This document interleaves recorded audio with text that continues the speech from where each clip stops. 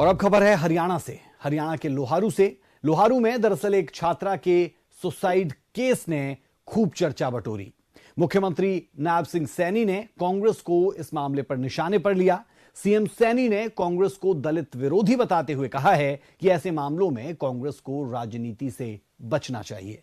इस दौरान नायब सैनी ने प्रदेशवासियों को भी यह भरोसा दिलाया है कि अपराधियों को किसी भी कीमत में बख्शा नहीं जाएगा।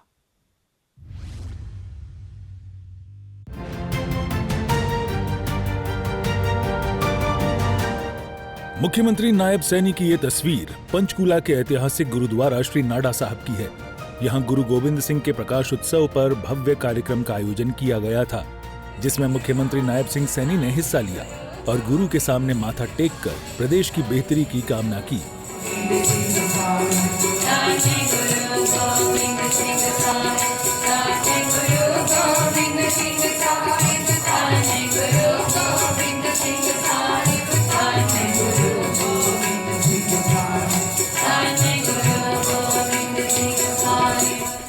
इसके बाद मीडिया के सवालों का जवाब देते हुए मुख्यमंत्री नायब सिंह सैनी ने आरोप लगाया कि कांग्रेस दलित विरोधी पार्टी है और लोहारू सुसाइड केस में सिर्फ राजनीति कर रही है।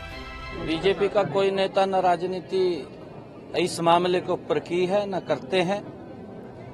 इस मामले के ऊपर कांग्रेस के ही नेता राजनीति करते हैं। ये वो मामला क्या है क्या नहीं है हमें मालूम नहीं है। हमने कहा भी था कि हमारी सरकार का ये पूर्ण रूप से एजेंडा है कि जो हमारी बेटियां हैं, बेटियों के लिए चाहे ग्रेजुएट है चाहे पोस्ट ग्रेजुएट है, चाहे गवर्नमेंट कॉलेज है चाहे प्राइवेट कॉलेज है, सभी कॉलेजों के अंदर बेटियों को मुफ्त शिक्षा देने का निर्णय हमारी सरकार का है और वो निरंतर जारी है।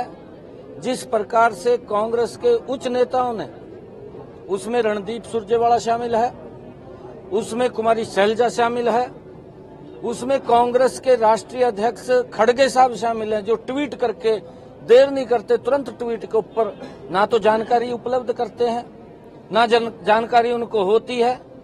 वो तो एकदम लोगों के अंदर इस प्रकार का वातावरण खड़ा करने की कोशिश करते हैं कि सरकार ने पता नहीं किसको क्या उसके ऊपर आरोप लगाए हैं।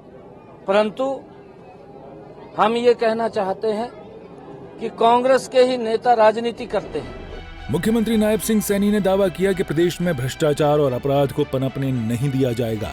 हमने स्पष्ट रूप से कहा है किसी के साथ कोई गलत नहीं होगा और जो दोषी होगा वो बख्शा भी नहीं जाएगा, क्योंकि मामला गंभीर है।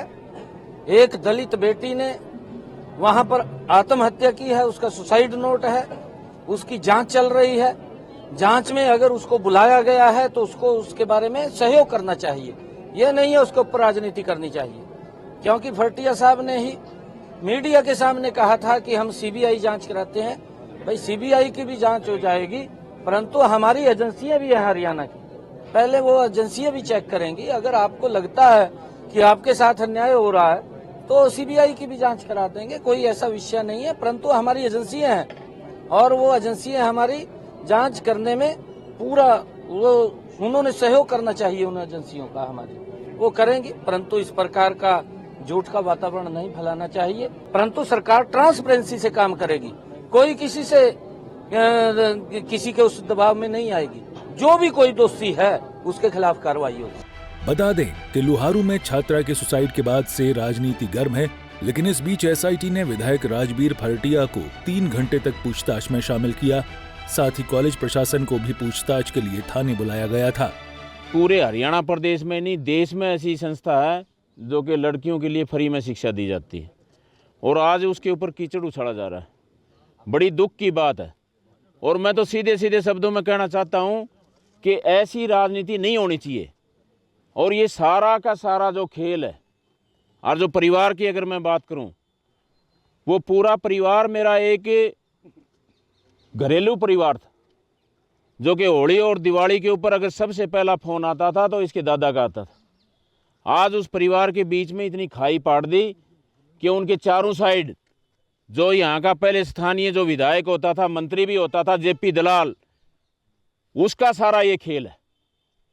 भाईचारे को तोड़ने में और भाईचारे के बीच में मैं कहता हूं कि खाई पाड़ने का अगर कोई काम कर रहा है, जो परिवार 50 साल से एक परिवार था, आज वो साथ नहीं बैठ सकता।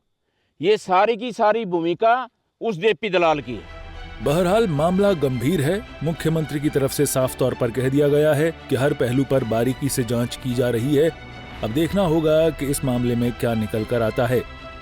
ब्यूरो रिपोर्ट, सूर्या समाचार।